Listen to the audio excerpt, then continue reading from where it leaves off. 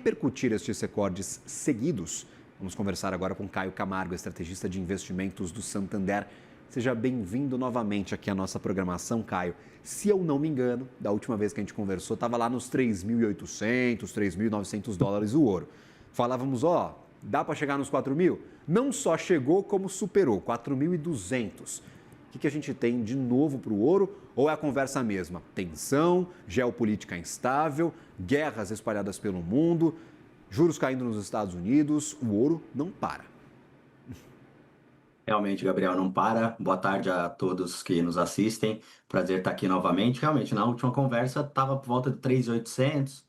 O cenário era basicamente o mesmo. Acho que a única coisa que mudou, você trouxe um pouquinho antes agora, foi realmente esse aumento um pouco do prêmio de risco ali geopolítico, né? Na outra oportunidade, a gente estava um pouco com essas tensões um pouco mais aliviadas, né? O discurso um pouco mais pacífico entre os países aqui. Agora, realmente, esse tom subiu um pouco, o que é mais um atrativo aí para o ouro continuar subindo. Perfeito. E aí, por exemplo, o que a gente está sentindo dessas tensões? Elas têm potencial para empurrar mais investidores para o ouro ou são alguns ruídos que aparecem no meio do caminho? Trump promete tarifa, a China responde falando que vai levar as tarifas até onde for necessário, que não tem medo de brigar com os Estados Unidos. Quanto disso, na tua opinião, é ruído e quanto realmente vai fazer preço? É difícil pontuar assim, exatamente o que é ruído e o que não é, né? Eventualmente, a gente sabe que a tática de negociação do Donald Trump realmente tem esses pontos que a gente chama de mais volatilidade, né? Ele fala daqui, usa uma rede social, a outra parte responde dali também, então acaba gerando ruído, sim, acaba eventualmente pressionando principalmente o preço aqui de ativos, né, que se beneficiam disso. Mas acho que a tese em cima do ouro vai muito além só do que o geopolítico, né? É justamente o que a gente vem falando aqui de um juro real mais baixo, né? De uma inflação nos Estados Unidos e a própria atividade mostrando descendência, e isso impacta o dólar mais fraco, juros para baixo, né? As compras estruturais aqui tanto dos bancos centrais como dos próprios investidores, né, comprando isso, os ETFs ou fundos acabam tendo que comprar mais ouro, então realmente é uma curva que é ascendente que não tem muitos sinais por enquanto de queda. Até recentemente vimos um estrategista de um banco estrangeiro falando que se mantendo esse arcabouço, né, eventualmente o geopolítico inclusive dá essa arrefecida, que é o que pode acontecer ao longo do caminho, né, isso falando para um prazo mais longo, que não tão curto prazo, ele vê um horizonte aí de 6 mil, eventualmente, o ouro em algum período aí para frente. Calma aí, 6 mil o ouro é algo muito distante, algo assim que necessitaria de uma disrupção completa ou é na avaliação de vocês algo factível? Eu queria entender essas projeções, porque os relatórios já foram atualizados. Tinha gente apostando em 4 mil, só que 4 mil já chegou. Agora tem relatório apostando em Uhum, 4.500, 4.900, 5 mil dólares é a isso. onça. E aí 6 mil é a primeira vez que eu escuto. Não, acho que surpreendeu a todos. Saiu essa semana nos jornais por aí um estrategista de um banco americano falando que mantendo-se exatamente esse arcabouço que eu acabei de falar, né? O juro real mais baixo nos Estados Unidos. Eu lembro que no topo ali, né, do juro real, que são as TIPS, os tesouros do título público americano focados na inflação, algo parecido com o que a gente tem aqui do nosso Tesouro IPCA, chegou a bater o de 10, 15 anos ali batendo 2,5, hoje a gente fala algo em torno de 1,8, 1,6, ou seja, a gente teve esse fechamento do juro real. Então, né, a gente vê um juros mais baixo nos Estados Unidos, um juro real mais baixo, um potencial da inflação mais baixo, o próprio dólar se desvalorizando, né? Então, todo esse desenho, né, para o ouro acaba realmente impulsionando, né? Na outra oportunidade, a gente falou em 3.800, os relatórios iam para 4 mil, 4.200. Tinha visto um analista falando em 4,5.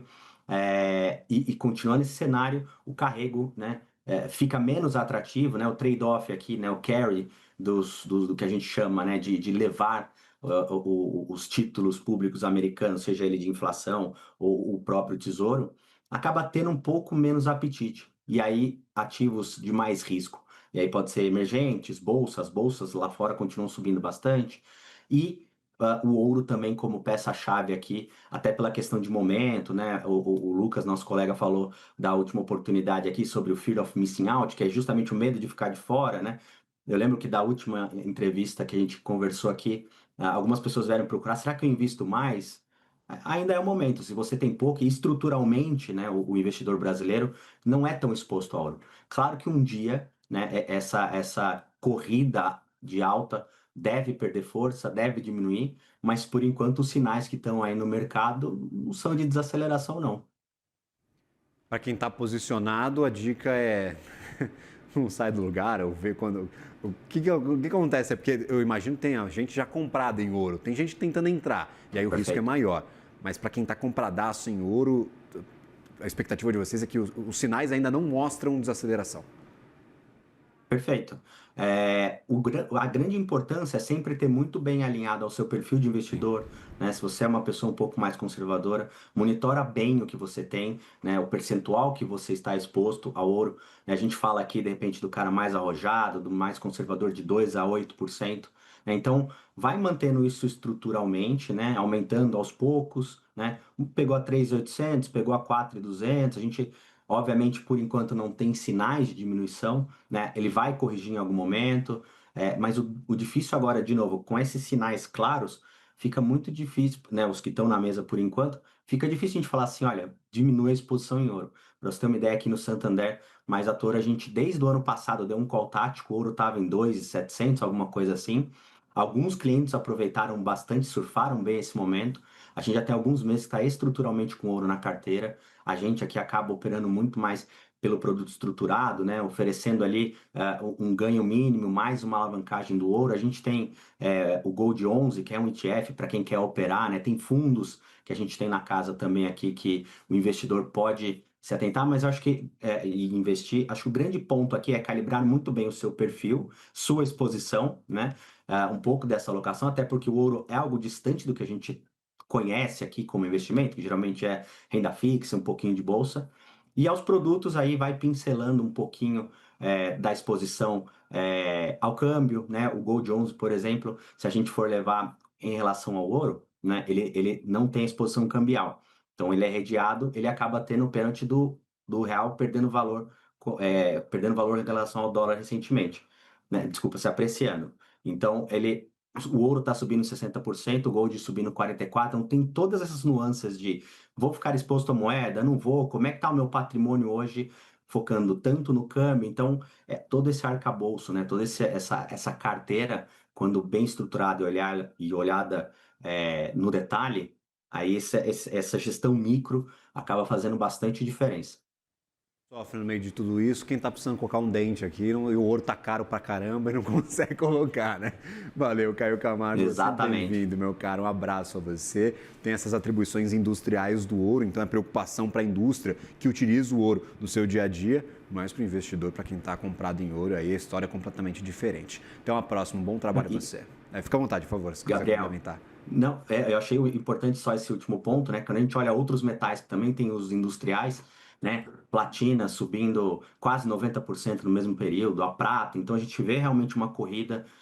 Eu estava dando uma olhada mais cedo um pouco sobre as mineradoras, que daí tem um risco um pouco maior, né?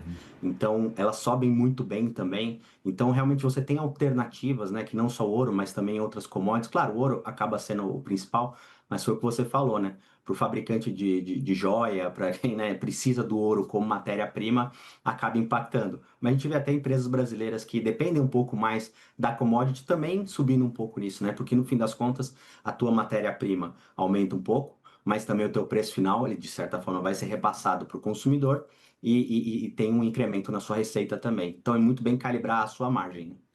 Inclusive a prata bateu aí US$ 52, a máxima desde 1980, desde a década de 80 a gente não batia Exato. nestes patamares. Eu vou até pegar os futuros de prata aqui, negociados lá na ECE, US$ 53, já subiu mais, US$ 53 e Viu mais? 32 centavos a onça. Então tá subindo aí, tá acompanhando essa euforia. Até a próxima, meu caro, um bom trabalho a Isso. você.